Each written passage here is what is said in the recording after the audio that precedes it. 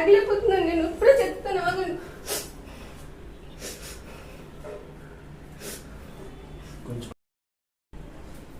Hello అమ్మా, నేను ఆయనతో రాగలేకపోతున్నానమ్మా.